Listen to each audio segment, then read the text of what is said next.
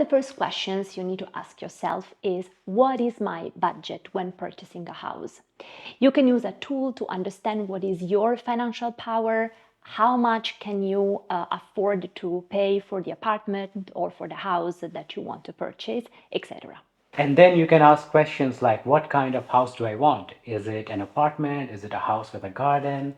How many bedrooms and bathrooms? And do I need to be on a higher floor? If yes, do we need a lift or not? Another important question you can ask yourself is, which location do I want? How will I commute from my house to work? By public transport, by car? Do I want to live or can I live in the neighbor countries like France, Germany, Belgium, or is it better for me to be in Luxembourg?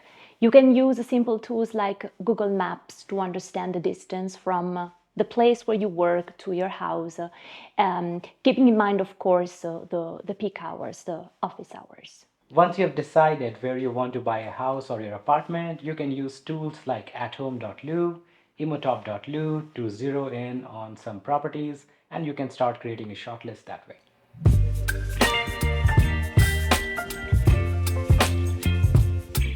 Okay, so to give you a brief idea of what Luxembourg is, it's a country which has 12 cantons. So you can see there's Wils, Clairvaux, Mersch, Capellen, and Luxembourg, which is also the capital or the main canton of Luxembourg. Now, to break it down further, every canton actually has further communes or municipalities. So let's take a look at that. So if we just focus on the Luxembourg canton, you would notice it has Luxembourgville in the center, it has Bertrange, Strassen. So these are the communes that make up the main canton of Luxembourg. And to give you an idea of which areas are expensive and which are less expensive, if you focus on this color-coded map here, you would notice the redder it is, the more expensive it is. So if we focus our attention here, that is in the main Luxembourg area, so in the Luxembourg canton, the communes of Luxembourg, Ville itself, Bertrange, Strassen, these are generally the more expensive parts of Luxembourg. And if you take a look at this color code here, the price per square meter of an apartment is over 9,000 euros in these three communes of Luxembourgville, Bertrange and Strassen. And of course, if the location is not as central, you can actually pay lesser amount of money per square meter in these other communes. And on average in Luxembourg, if we take an average of the entire country, the average is close to 7,700 euros per square meter. Of course, in the center, it is much higher. If you want more details, there is another link we will put in description that further breaks down by apartment type and house type, new versus old.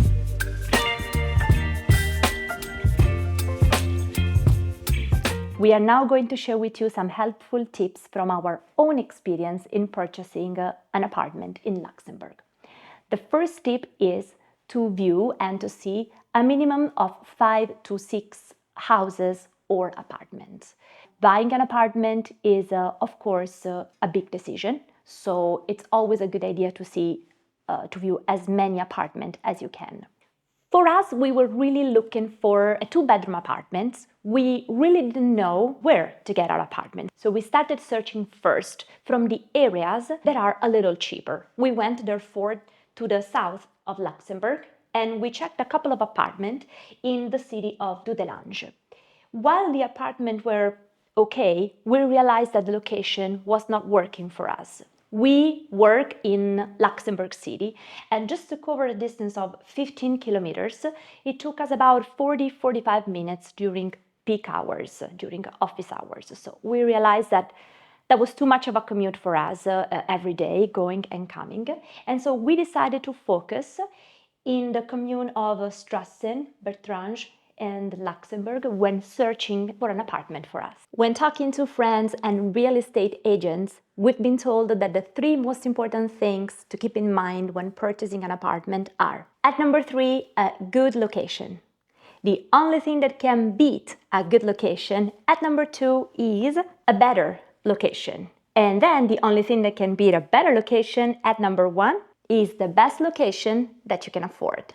When you're viewing the apartments, make sure that you ask the agent as many questions as possible. If you plan to buy an old apartment, make sure you ask questions like, what is the humidity of the apartment? are there any mold problems in the apartment, and make sure you ask for the efficiency of the apartment itself. So in Luxembourg, the energy efficiency is for both electricity and thermal insulation. The energy classes go from the letter A to the letter I, A being the most energy efficient and I being not so good energy efficient. In Luxembourg, the energy class efficiency is for the entire building, not just your apartment. So even if your apartment is new and has been renovated and may actually qualify for a better energy rating, but since the building overall is evaluated, you get one energy class for the entire building. It is also important not just for your energy bills, but also when you are applying for a mortgage, the bank might take the energy class of the building into consideration, and that might have an impact on your mortgage interest rate. Another important tip is to ask what your monthly charges will be. So how much will you have to pay the so-called syndic for things like heating of the house, garbage maintenance, cleaning of the common areas, etc. And also make sure you ask how much was the electricity bill paid by the people that were living in the house before, just to have an idea of how much you will spend monthly for the electricity. Another important question to ask is, if it is being sold from a previous owner, why is the owner actually selling the house? Are they going to a different location? Are they going to a smaller apartment? Are they going to a bigger apartment? It might also give you an interesting idea as well as leverage for negotiation in understanding, what is the motivation of the seller for selling the apartment. Another important question to ask is, are there supermarkets nearby? Which is the closest school? Is there an easy access to public transportations, etc.? Because this is very useful in the daily life. If you have pets, it is also important to understand if the building is actually allowing pets and you would actually want to live with neighbors who actually like being around pets. Because if you have neighbors who don't like your dogs or cats, it's not really a nice exchange in the evening when you're taking your dog for a walk. So make sure you stay with like-minded people, especially in some places, in a couple of buildings that we were looking at, they were not that friendly with pets, and we did not really want to live in such a location. Another useful tip is to keep in mind that some agents are going to ask you to sign a paper just to prove that they have actually showed you the house. This happened to us a couple of times and we were a little surprised. And so we wanted to share this with you just so that you are aware. We were told that this was absolutely not a binding document and signing it would just mean that we have actually seen the apartment, but make sure that you read what is actually written in the paper. Use Google Translate if necessary, because the document might be in French. You might be asked to sign such a kind of paper when you are viewing an apartment. Earlier, I showed you a map which gives you an idea of how much per square meter is the cost in different communes of Luxembourg. But if you want even more compelling and calculated offer, there are some tools available in Luxembourg for that. One of the tools is on athome.lu, and they have a tool here which says estimate. So if you go here and if you input the exact address and tell on which floor it is, does the building have a lift, does it have a garden, how many bedrooms, bathrooms, etc., it will actually give you a very narrow range that you can use to make a compelling counter offer for the price apartment. Another tool is on imotop.lu, and the third tool is also on nextvia.lu, and these three are very good estimation tools to get a very accurate estimate of what the house or apartment should cost, and that will help you negotiate the price further.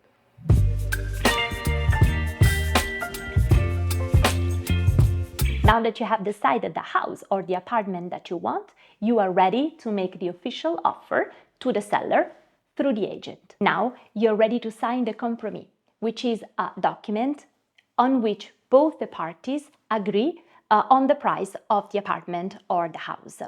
And it is a binding document. This means that once you have signed it, if you decide not to buy the house anymore, you will have to pay a penalty. For us, it was 10% of the house, but this also goes for the seller. If the seller decides not to sell the house to you anymore, he or she will have to give you a percentage of the house.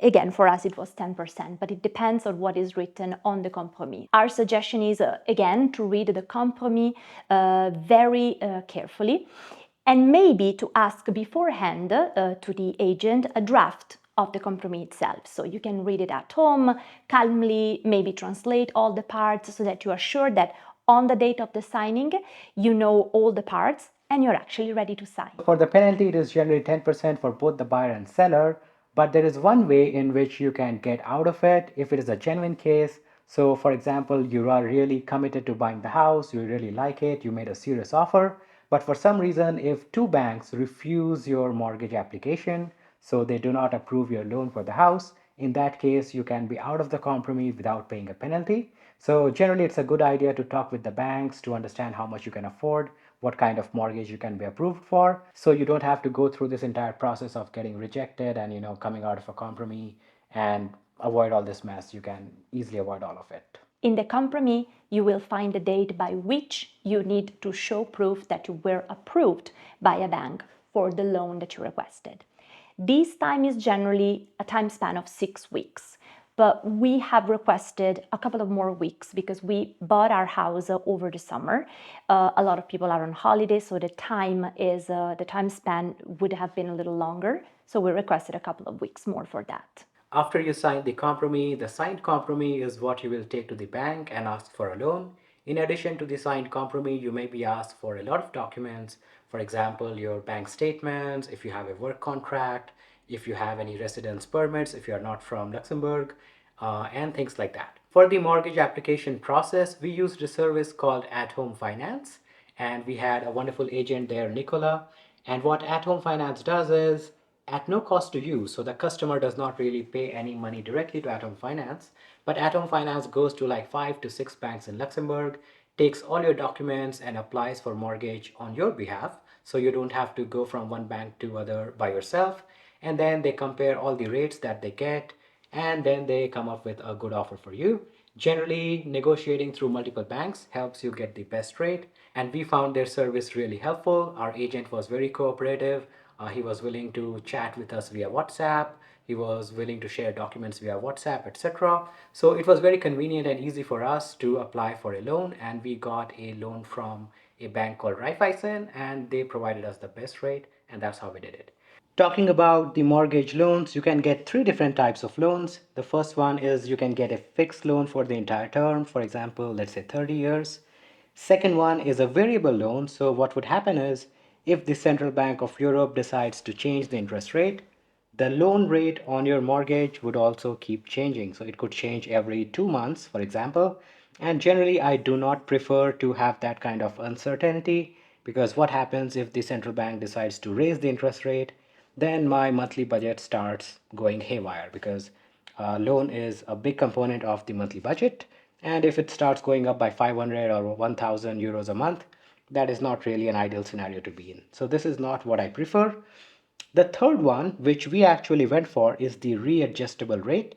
And you can have a readjustable rate which could be fixed for the first 3 years, 5 years, or 7 years. And after 3 or 5 years, whatever period you choose, you can actually renegotiate the loan after that period. And if you know some macroeconomics, if you understand what the central banks are projecting to do with the interest rates, like in this case, we were expecting the central bank to lower the interest rate in the next 2 years. So we went for the readjustable rates. So we split the loan in two parts, in which we had a readjustable rate for 2 years, and another part we had a readjustable rate for 3 years. So now we are already seeing that the ECB, the Central Bank of Europe, has already cut the interest rate 2 times since we have been approved for the loan. So we hope this actually pays off, and in the next 2 or 3 years, we might actually qualify for a lower interest rate loan. But this is also recommended only when you understand what the macroeconomics is, and if you have some projections of where the interest rates would be in the next 3 or 5 years. In addition to knowing that these are the three kinds of loans you can get, it is important to note that if you are getting either fixed or a readjustable mortgage, in that case, if you want to make some prepayments, like if you want to make extra monthly payments towards your loan, there might be some penalty associated with these kind of loans, in both fixed as well as readjustable.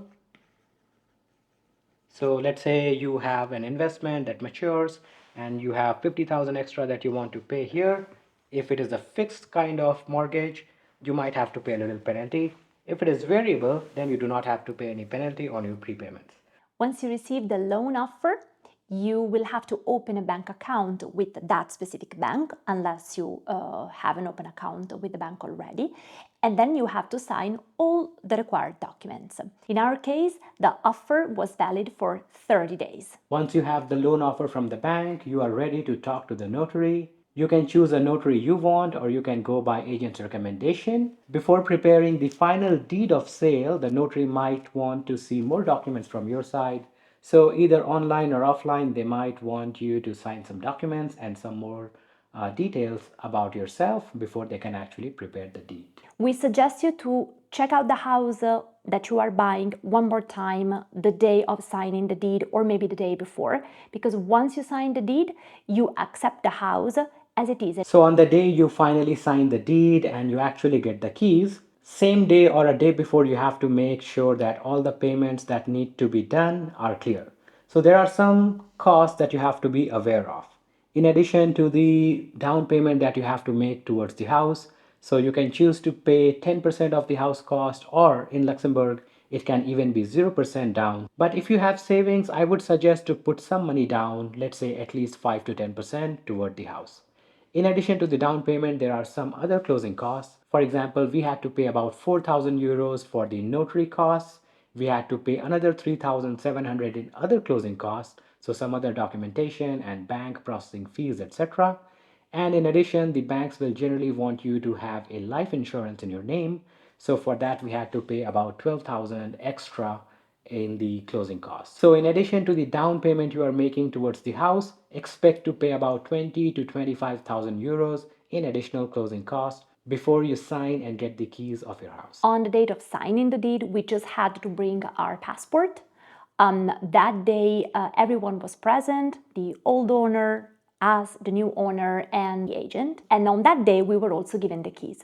In Luxembourg, thankfully, the agency fees has to be paid by the seller, which is around 3% of the selling price of the house. So as a buyer, you are not responsible for that commission of the agent.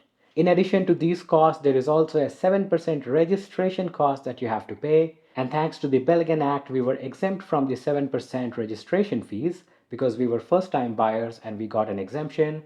And now if you think about it, 7% on a €1,000,000 house is 70,000 extra that you have to save up and pay. So that is a big, big relief, and thanks to the Luxembourg government for providing us with that relief. Once you are inside your house, actually the day before, don't forget to purchase the insurance for the house.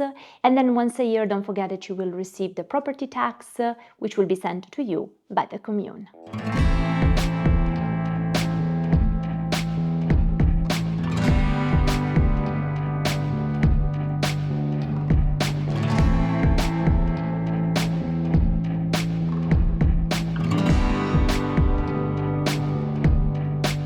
When purchasing an apartment is a bonus if you have a cat, a black cat like Bakira.